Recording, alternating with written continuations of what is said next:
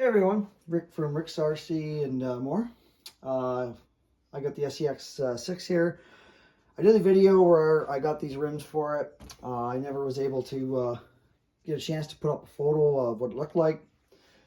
So here's the finished project. I used Loctite on all these. I started using Loctites on these guys. I thought, you know what?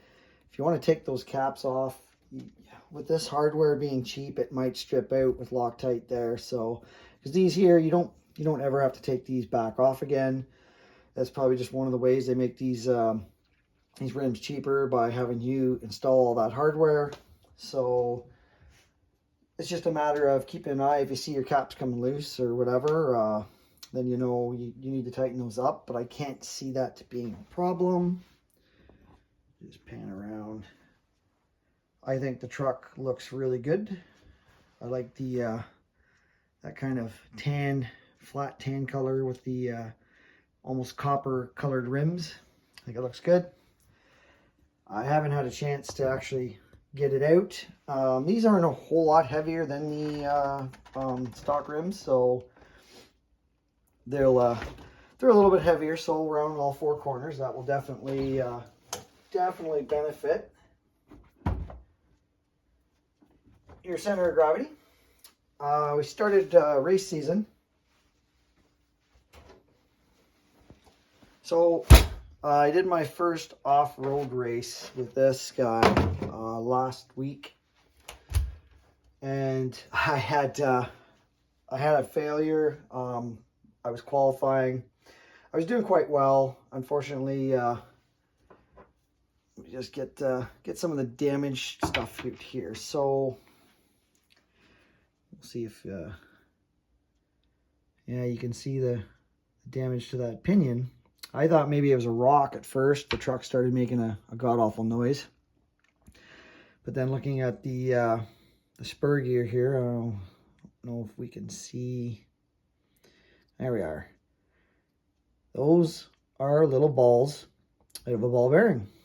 This is a little wet from cleaning. There's another one there. So the bearing that rides, if you have a stock slash, this is the plastic piece. I just put this on here for a spare. But mine had the upgraded, because mine was originally the Ultimate, I think. And had this upgraded piece in there of aluminum, anodized aluminum. You could see the damage to that. So I didn't really have time to go over the truck. So that there's a large bearing that goes down in. It's in here where your slipper clutch goes into your chassis and then into the center drive shaft. There's a bearing in there, and it came apart, and all the little balls come out of it, and ended up into the pinion and spur, damaging both. The slipper clutch is still good, so I'll keep it for a spare. That pinion's garbage, and obviously this is garbage. So my cheapest route, I actually just went and bought a whole new slipper clutch assembly. It was like $27.99 Canadian plus tax, and then the aluminum adapter, and it came with a new bearing. Was, I don't know, it was like $7.99 or something. I grabbed a new pinion while I was there. Also picked up a new bearing kit, even though the new adapter came with a new bearing. If one bearing's gone, then chances are you probably got others. So I took the rear diff apart. I took the diff completely apart. I put all new bearings in the diff, all new outer bearings on my my drives here to the wheels. I took the differential apart, new silicone in there, some new grease, and so everything's good. Everything's tight like it should be. And yeah, so I got the back done. That's back done, and where the slipper clutch was, that's all done. So next, well, I'm gonna have to clean up and start on the front. I'm sure there's probably some bearings gone there. or on their way out. That one there has a lot of play, that output from the differential, so the bearing in there is probably not good. So that's what I've been working on. When I get into race season and stuff, you know, when I'm not on afternoon shift, when I'm on day shift, I don't have a whole lot of time to really go over my vehicles too much, but I do my best. It's just one of those things, especially if you're racing quite often, you really got to keep an eye on bearings.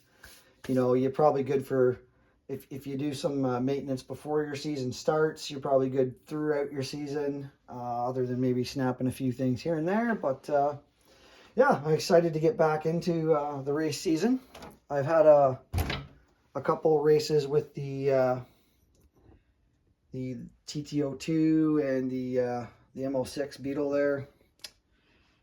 Like my first off-road race, unfortunately, I didn't even place some points because I didn't even make it through all the I made it through the qualifying. I actually qualified for a main race, which is good, but unfortunately, you know, some friends there were trying to help me out and give me the parts I needed, but one gentleman had a bearing, but just drop this. But the damage being done to this, the bearing was just so sloppy on there. I don't know if I have one handy here that's that size. No.